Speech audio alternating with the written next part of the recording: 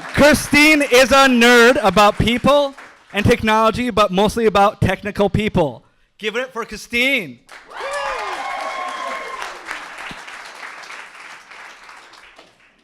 I am Christine. Thank you for welcoming me.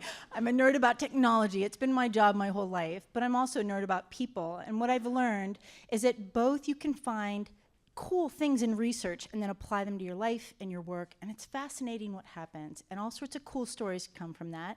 And I have a story for you guys tonight. But every story has a beginning, and mine starts with being the oldest of 7 children.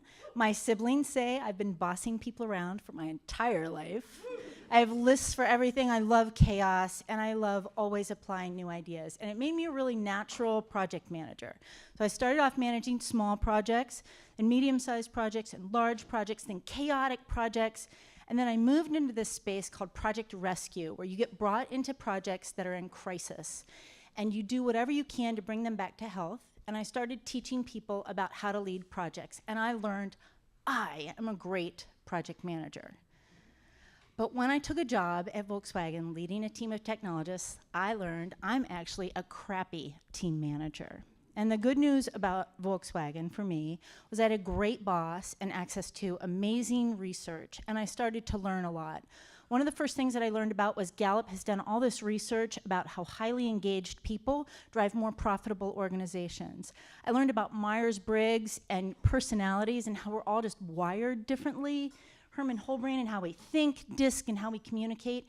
And I learned that I am an ENTJ, which is a Myers-Briggs profile that's known many times to be a natural leader, energetic, decisive, courageous. The downside of my type is that we're known to be bossy, thoughtless, cold-hearted, potentially, or as my children helpfully figured out for me, if you find the Myers-Briggs profile where they replace the profiles with animals, I am a gorilla. So I thought, oh my God, I've got to change so I can work more effectively with my non-gorilla friends. So I started making thoughtful decisions. I do things now like I wait 7 seconds after I ask the question, does anybody have any questions?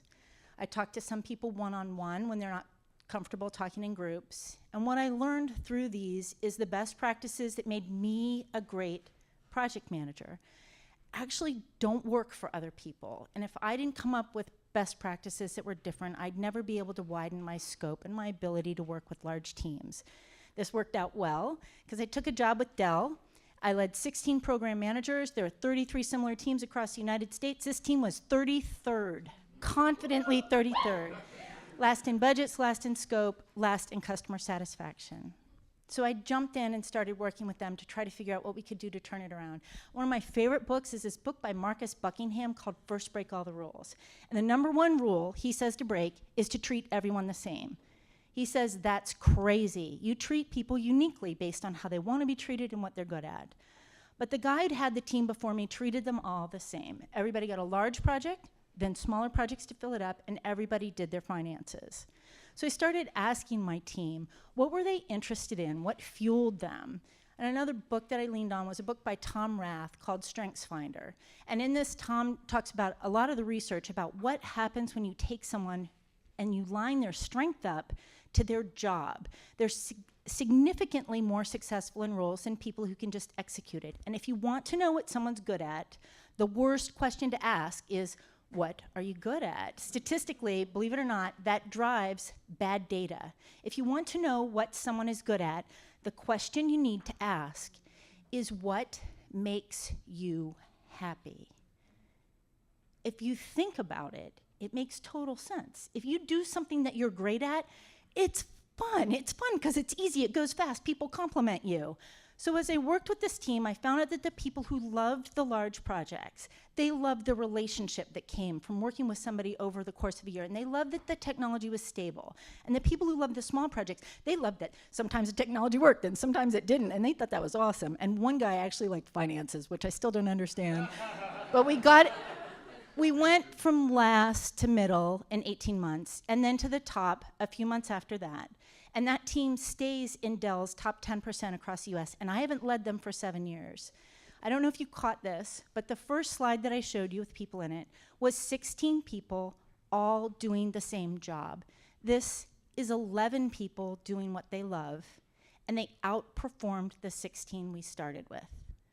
So as we hear stories tonight, and we probably start to think about our own story, the question I have for all of you guys is, if 11 people doing what they love can outperform 16 people doing anything, what makes you happy?